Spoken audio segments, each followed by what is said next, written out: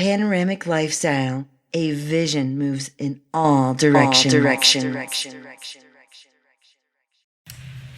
and welcome back to Dopamine. I am here with Elaine Melindo, and when we left, we were talking about how she basically incorporates discipline into her lifestyle with being vegan. I can see firsthand, I had one friend that was vegan, and I wasn't able to really see the choices that they make and why. But with Elaine, I know that she always give a mindset, and it's not preachy at all. It's really not. No, it's not preachy at all, but it just makes you think. And so, like I was saying before, that we had an article. I'd like for our guests to incorporate an article so they can see, a little bit about yourself, what you're passionate about. And your article was named, Why Aren't You Vegan? And so just tell the people a little bit about that, because I thought it was really interesting. Okay. I chose it because there is a social psychologist named Dr. Melanie Joy, and she has an amazing philosophy on what she calls carnism, and it's a term that really doesn't exist. And when you talk about being vegan, there's veganism, but we don't label what it's like to eat meat because it's so normal. So she has an entire philosophy. She does lots of TED Talks if you're ever interested in looking at more. But this article kind of condensed a little bit of her philosophy, and I thought it was just really easy to read, and it made a lot of sense.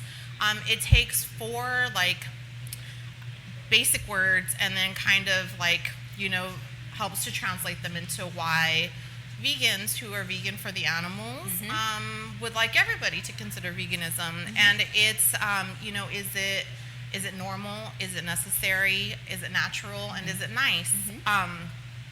With the normal being the majority of the world is not vegan. And a lot of people will say when we talk about the necessity of it, it may have been, back 1,000 years ago when we did not have, the farming industry that we do. With that in mind, we have plenty of crops, we have plenty of other food sources. So is it necessary? No longer. So then with that, the natural people, again, we'll talk about, we've been eating meat since we were cavemen. And yes, we have eaten meat for thousands of years, and there are lots of species of animals that do as well. But, a lot of us would argue that initially our bodies weren't made to ingest meat. If you look at a tiger or a lion, their intestines are much longer than ours. They produce higher levels of acid that allow them to break down the meat faster. And so when you look at the human digestive system, it really is more designed for a herbivorous diet. So again, that's Melanie Joy's focus of kind of carnism. And then lastly, is it nice? So if we're talking about is it normal? Most of the world is not vegan, but is it nice? And so you can kind of contrast that last one with all of them. Okay, then maybe if you're going to argue it's necessary, is it nice? Exactly. Well, it's completely natural. Well, but is it nice? So when I was, I was a carnivore for the majority of my life. There was a big chunk in there where I was vegetarian as well. But when I decided to become a vegan was when I somehow found myself the owner of a small potbelly piglet. And so I run into a farmer, and he had this gorgeous little piglet, and she was the runt of the litter, and so I would have to keep her in my office a lot. It's a long story. They would come to my preschool. I would keep this piglet in my office, and we bonded. And one day he told me that she was never coming back, but he would gladly sell her to me for $100. So I took on this little piglet, living on the second floor of my apartment complex. God. And she got big fast. We moved into a house for her. She got her own bedroom.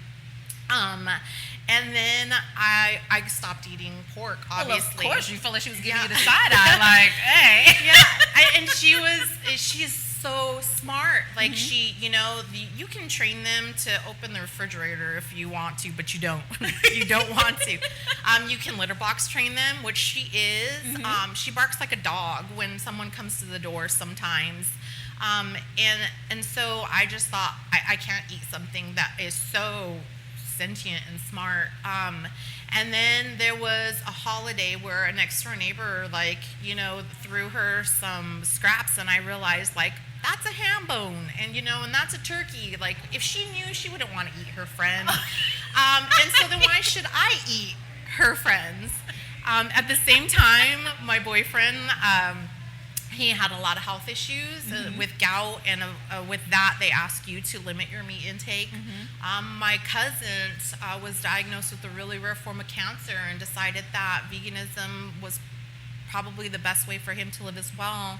My brother had some real big health problems too, so at the same time, him and his wife were making these decisions. And then a woman who had been working with PETA for a while actually found her way into my life too, and so I thought that these were a lot of signs from the universe, and that was the best decision for us as well. So we watched some videos. There's a great one on YouTube called Earthlings.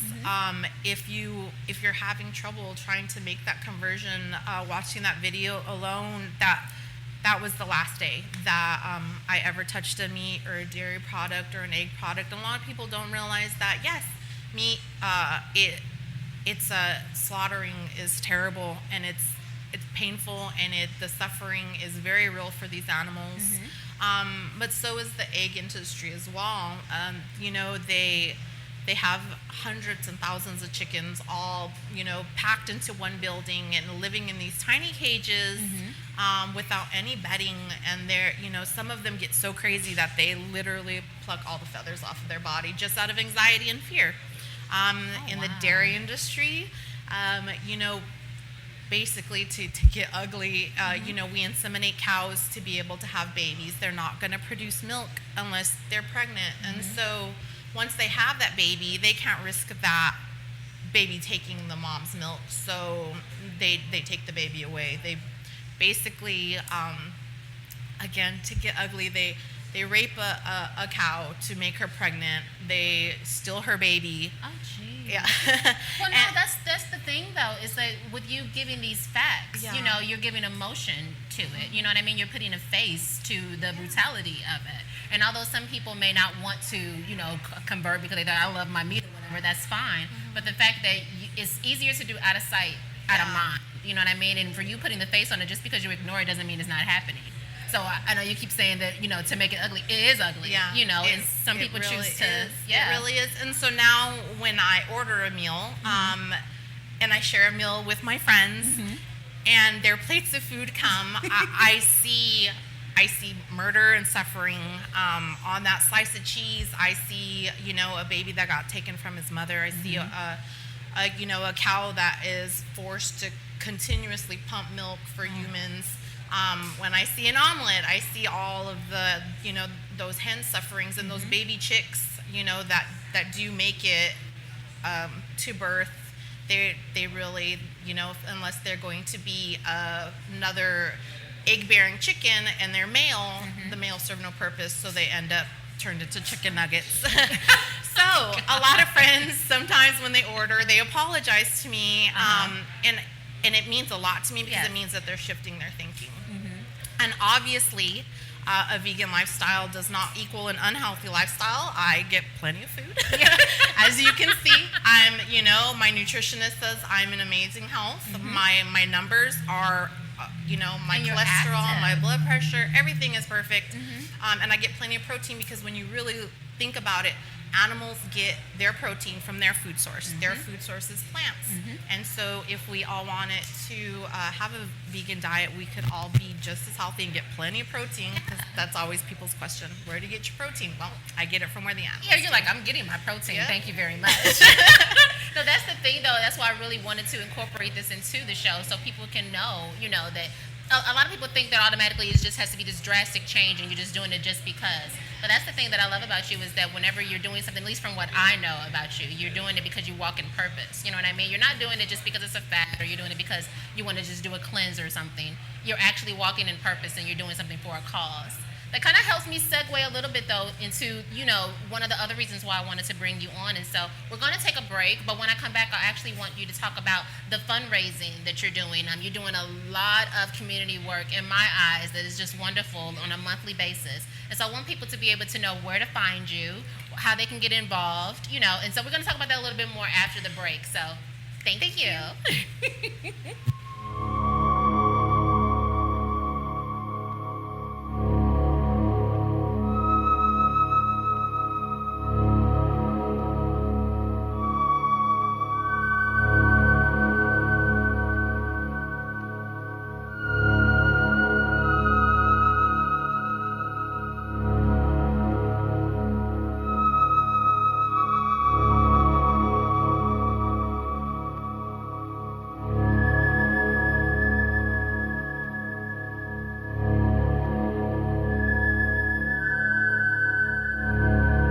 Since we all inhabit the earth, all of us are considered earthlings.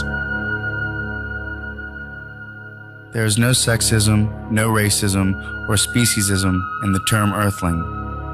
It encompasses each and every one of us, warm or cold-blooded, mammal, vertebrate or invertebrate, bird, reptile, amphibian, fish, and human alike. Humans, therefore, being not the only species on the planet, share this world with millions of other living creatures as we all evolve here together.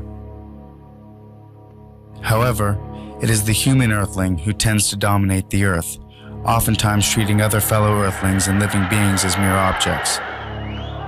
This is what is meant by speciesism. By analogy with racism and sexism, the term speciesism is a prejudice or attitude of bias in favor of the interests of members of one's own species and against those of members of other species.